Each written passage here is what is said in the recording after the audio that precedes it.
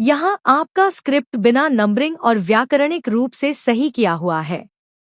उनकी जान से पहले मैं अपनी जान दे दूं। कितना गलत समझा। अब माफी मांगे भी तो कैसे। सीरियल अनुपमा में प्रार्थना और अंश की शादी के बाद कहानी में बड़ा ट्विस्ट आने वाला है। जब माही अपनी जिंदगी का नया फैसला लेती है। माही को अब एहसास हो जाता है कि आर्यन की मौत के दुख से बाहर निकलकर उसे अपने लिए नया जीवन साथी चुनना होगा, क्योंकि उसे यह भी पता चल चुका है कि प्रेम का दिल सिर्फ और सिर्फ राही के लिए धड़कता है और वह कभी उसका नहीं हो पाएगा। इसलिए माही ठान लेती है कि वह अब ज्यादा दिन तक अकेली और विधवा बनकर नहीं रहेगी। इसी कमजोरी का फायदा उठाने की फिराक में होता है गौतम। गौतम चालाकी से माही के करीब आने लगता है और उसके दर्द को अपना बनाकर माही का भरोसा जीत लेता है। धीरे धीरे माही भी गौतम को अच्छा मानने लगती है और एक दिन वह गौतम से अपने दिल की बात कह देती है कि उसे उससे प्यार हो गया है।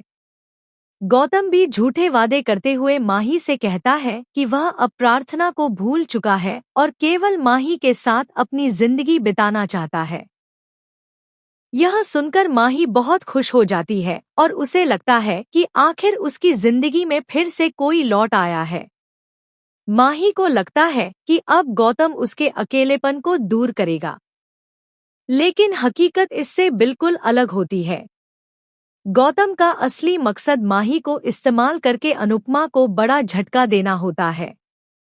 इसलिए वह माही से शादी कर लेता है और फिर सबके सामने अनुपमा के पास आकर कहता है कि मैंने आपकी बेटी माही से शादी कर ली है। अब मैं आपका दामाद हूँ और आपको मुझे आशीर्वाद देना ही होगा। यह सुनकर अनुपमा के पैरों तले जमीन खिसक जाती है और वह टूट जाती है।